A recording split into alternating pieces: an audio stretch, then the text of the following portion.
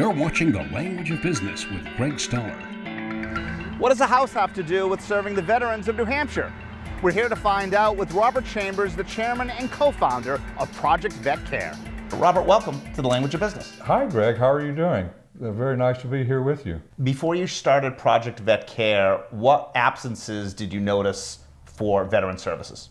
My co-founder, Danielle Goodwin, who's not here right now, and I was working in the real estate business, and her husband had just come home from being catastrophically wounded in Afghanistan, spent a year in a hospital. Danielle went to the downtown Hanover and said her husband was coming home from the hospital after a year, and did they want to do a parade, and they laughed at her.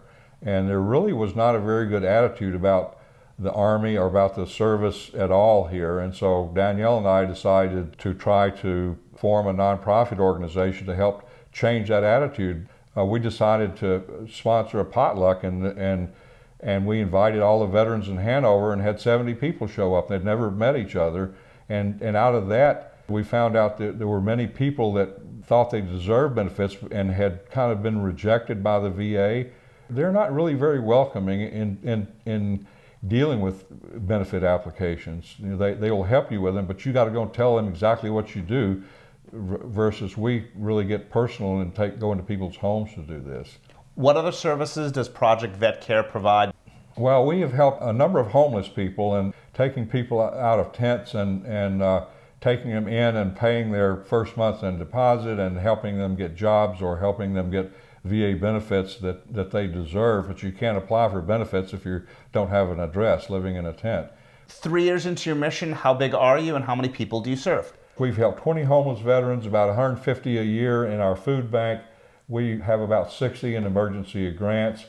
We've helped 252 people with veterans applications, 720 in the high school seminar, including 70 veterans, and they get cathartic talking about their own events, and over 500 from our potluck. So a total impact of about 1,700. How large is your organization? Well, I'm the chairman of the board. We have an executive director and 2 paid assistants, and we have about 50 volunteers, and during when school's in session, we have about 6 interns. And how do you make money? Well, we get money from foundations initially, and we get donations from many of the veterans that we help. We're in the vet house right now, and the income from this vet house helps pay our emergencies and cover some of the expenses. And what is a vet house? Well, this is a Dartmouth student veteran house, and this got started. We were looking at doing a capital campaign to raise funds, because sometimes it's easier for people to write checks for capital projects than it is for operating funds.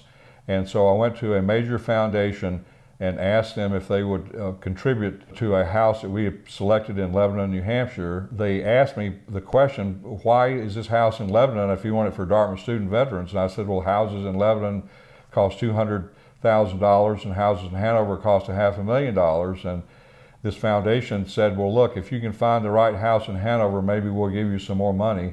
And we found the right house. We were very lucky to find a house that's in the right neighborhood, close to the college, that was affordable, and this foundation gave us $375,000. That's wonderful.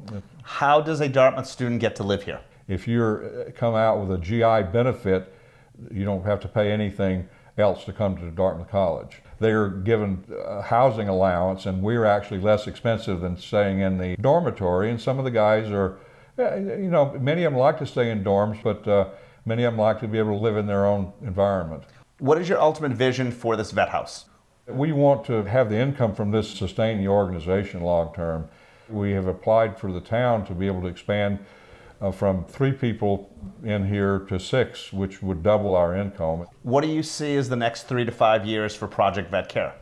Well, I want to buy another house. We're making good progress on it, and sustainability was part of from the very day we founded this. That's what I've told everybody. We want to build an organization that's going to stay around here, that isn't going to go away when I go away.